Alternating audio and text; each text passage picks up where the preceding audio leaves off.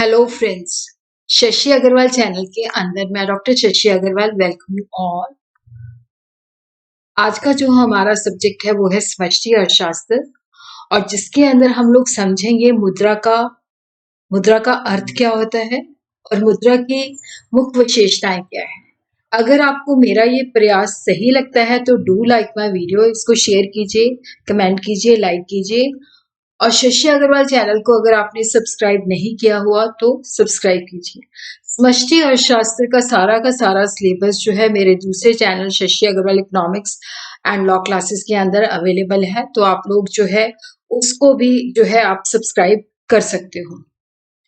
तो ये मेरी ऐप है एडुसम ऐप, जिसको आप गूगल प्ले स्टोर से डाउनलोड कर सकते हो। ये जो ऐप है commerce, economics and management students को काफ़ी सारा फ्री स्टडी मटेरियल और काफ़ी सारे फ्री मॉक टेस्ट प्रोवाइड करती है और उसी तरह काफ़ी सारे स्ट्रक्चर कोर्सेज भी है। तो मैक्रो इकोनॉमिक्स का हिंदी और इंग्लिश दोनों के अंदर कोर्स अवेलेबल है। तो सबसे पहले हम देखते हैं कि मुद्रा का अर्थ क्या है। क्रोथर के मुताबिक मुद्रा क्या है? ये एक ऐसा प्रश्न है जिसका उत्तर कम ही लोग दे सकते हैं। लगभग हम सब लोग सोचते हैं कि हमें इसका उत्तर पता है। अंग्रेजी में मुद्रा का जो अर्थ है मॉनिटर से लिया गया है, जो कि रोमन गॉडेस जूनो का दूसरा नाम है। रोम के अंदर देवी जूनो या मॉनिटा के मंदिर में पहला जो है रेगुलर बेसिस पे टकसाल स्थापित किया गया था। और शुरुआत के अंदर क्या था कि रोमन के सिक्के की एक तरफ जो था मोनिटा नाम की देवी का सिर था। मुद्रा एक ऐसी चीज है जिसके द्वारा हम चीजों को खरीद सकते हैं, चीजों को बेच सकते हैं, जो कि एक विनिमय का माध्यम है। और उसी तरह जो हम चीजें अकाउंट करते हैं तो उसको हम मुद्रा के अंदर जो है रिकॉर्ड भी कर सकते हैं। लेखांकन की एक इकाई भी है और मुद्रा को हम स्टोर करके भी रख सकते हैं और मुद्रा के रूप में चीजों का जो मूल्य है उसको भी माप सकते हैं। तो मुद्रा एक ऐसी चीज है जो विनिमय का काम करती है, लेखांकन की एक इकाई है, मूल्य के भंडार के रूप में भी कार्य करती है। मुद्रा विनिमय का एक माध्यम है। इसका मतलब है कि जो भी हम लेन देन करते हैं तो मुद्रा उसके लिए स्वीकार की जाती है। जैसे हमने चीजों को खरीदना है तो मुद्रा देके हम उस चीजों को खरीद सकते हैं। अगर हमने बेचना है तो मुद्रा लेके हम उन चीजों को सेल कर सकते हैं। और उसी तरह व्यापारी जो होते हैं मुद्रा लेके अपने माल जो है बेचते तथा खरीदते हैं। उसी तरह जो कर्मचारी होते हैं जो अपनी वो सेवाएं देते हैं उसके बदले में मजदूरी जो है वो मुद्रा के रूप में स्वीकार करते हैं। मुद्रा एक ऐसी चीज है जो विनिमय का माध्यम है, लेखांकन की एक इकाई है और मूल्य के भंडारी के रूप में कार्य करती है। मुद्रा को हम कार्य के आधार पर भी परिभाषित कर सकते हैं कि मुद्रा जो है विनिमय का माध्यम है, मीडियम ऑफ एक्सचेंज है, जिसके द्वारा हम वैल्यू को माप सकते हैं कि जैसे ये वस्तु इतने की है, मूल्य का माप है। और उसी तरह मुद्रा को हम स्टोर करके धन का संचय कर सकते हैं। अगर हमने कर्जा लिया है तो उसके लिए भी हम मुद्रा का यूज कर सकते हैं। मुद्रा कोई भी वस्तु है जो विनिमय का माध्यम है, मूल्य का माप है, धन का संचय है और जो हमने लोन लिया हुआ है, ऋण लिया हुआ है, उसके भुगतान के रूप में स्वीकार की जाती है। मुद्रा वो कोई भी वस्तु है जिसे वस्तुएं तथा सेवाओं के भुगतान व ऋण के भुगतान के रूप में स्वीकार किया जाता है। मुद्रा को ऐसी किसी भी चीज के रूप में परिभाषित किया जा सकता है जो मुद्रा का कार्य करती हो, जो विनिमय का माध्यम है, मूल्य का नाप है और मूल्य का संचय भी है।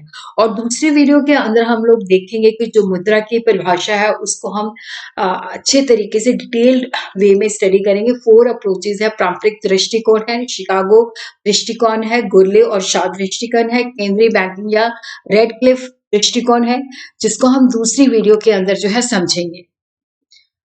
इस वीडियो के अंदर हम लोग देखेंगे कि मुद्रा की मुख्य विशेषताएं क्या है, मेन फीचर्स क्या है, मेन कैरेक्टरिस्टिक्स क्या है। सामान्य स्वीकार, जनरल एक्सेप्टेबिलिटी।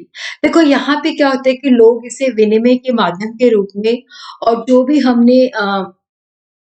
भी हमने भुगतान करना है तो उसके रूप में ये बिना किसी शक और संदेह के स्वीकार करते हैं। जब हम चीजें खरीदते हैं तो उसमें हम मुद्रा का भुगतान करते हैं तो दूसरी पार्टी उसको बिना शक और संदेह के स्वीकार करती है।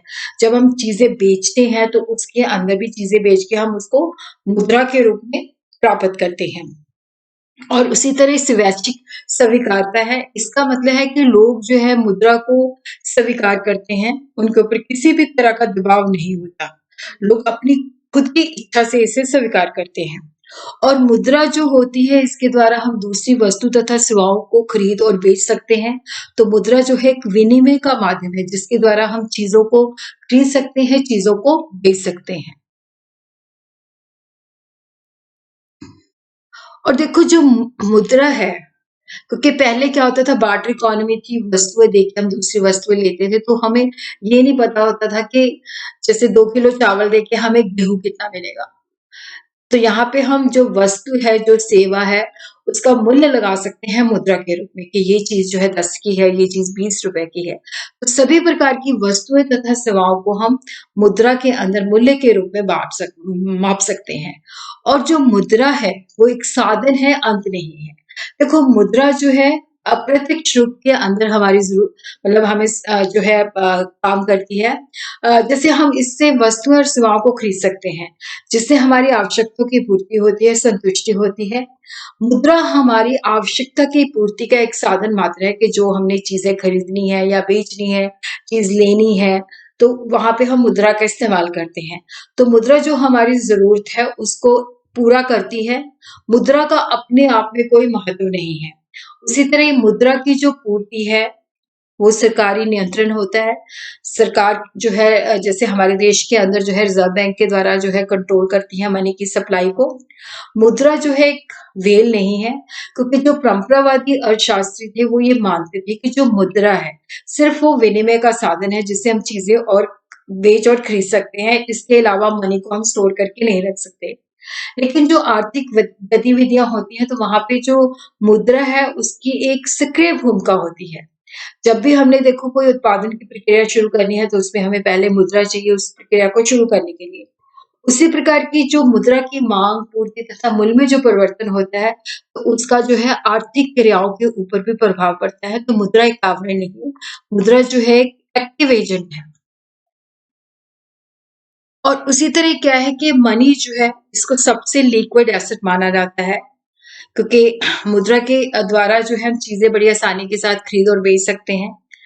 तो तरलता का मतलब है कि किसी भी संपत्ति को वस्तु तथा सेवाओं में परिवर्तन कर सकते हैं। जैसे मुद्रा देके हम किसी भी वस्तु को ले सकते हैं और जब भी हम चाहे उसको जो है मुद्रा को वस्तु तथा सेवाओं के अंदर खरीद सकते हैं। और उसी तरह क्या है कि मुद्रा का ये भी होता है कि किसी भी वस्तु को बिना कठिनाई, बिना हानि के अनुसार हम निवेश भी कर सकते हैं। जैसे हमने घर खरीदना है, घर भी खरीद सकते हैं, भूमि भी खरीद सकते हैं।